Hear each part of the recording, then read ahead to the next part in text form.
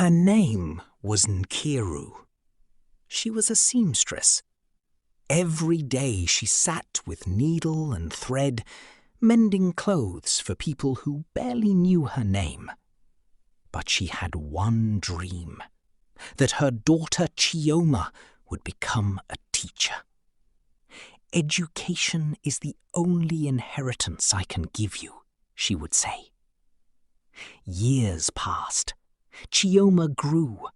She wore her school uniform with pride, knowing what her mother had sacrificed for it. But when Chioma was 15, everything changed in one moment. Nkiru had a stroke. She woke up alive, but her left side was paralyzed. She could no longer sew. The income stopped, and with it, the dream seemed to die too. Hospital bills came, medicine, physical therapy. Everything they had saved disappeared. And then came the letter from school. Chioma's final year fees were due. Chioma looked at her mother and said, "Mama, I will finish school. I will become a teacher. I promise you." In that moment, a new dream was born. Not her mother's dream anymore, but her own. Chioma had a plan. She would sell roasted ground nuts, door to door. Every coin would go to her exam fees. It wasn't elegant. It wasn't easy. But it was all she had.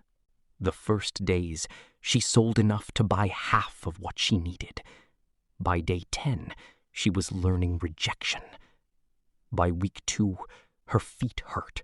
Her hands hurt from stirring hot ground nuts.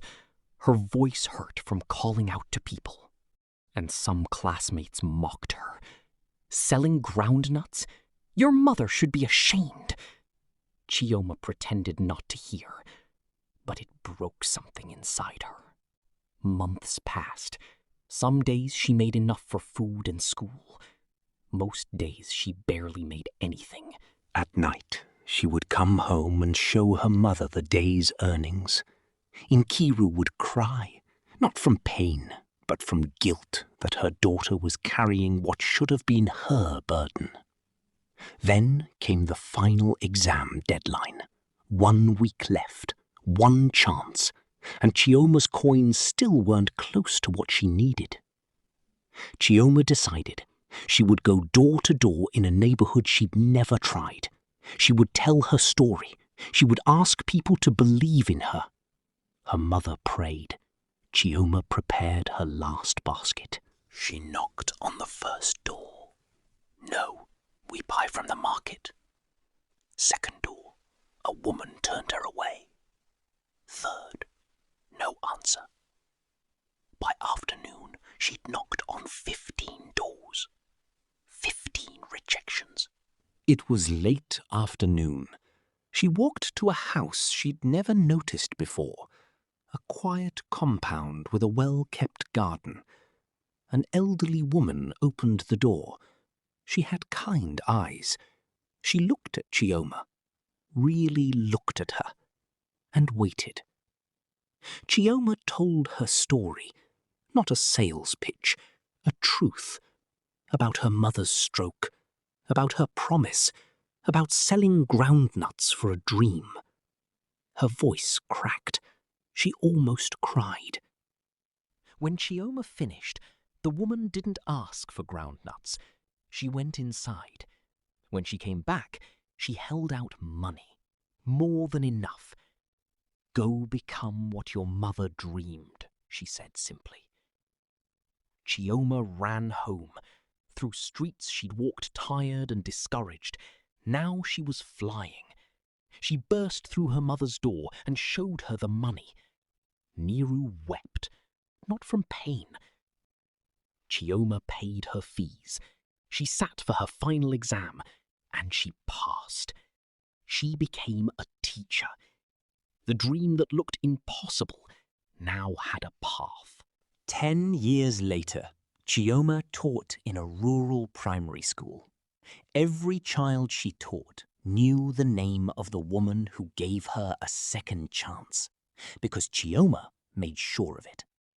And somewhere in a small house, Nkiru watched her daughter's life unfold. She never regretted losing her hands, because through her daughter's hands, she was still changing the world. Then, one afternoon, an old woman was brought to the clinic next door to Chioma's school, very ill, severe malaria. When Chioma came to help, she recognized her immediately. It was the woman, the one who gave her everything. Chioma stayed with her through the entire night. She held her hand, she prayed, she whispered thank yous to this woman who had no idea how much she'd changed her life. When the woman woke, Chioma took her hand and spoke. "I became a teacher. I teach 67 children, and every single one of them knows your name, because I tell them about the woman who believed in a girl selling groundnuts." Chioma visited her every week until she passed, and in her will, the woman left money to build a library in Chioma's school, a library that today holds 2,000 books. This is what happens when one person refuses to let their dream die. This is the story of a mother who lost her hands but never lost faith, of a daughter who learned that success means remembering who believed in you first, of a stranger whose name we may never know, but whose legacy is written in every child learning in that library today. What would you sacrifice for someone's dream? Subscribe and share this story, because the people who lose everything are often the ones who give us everything.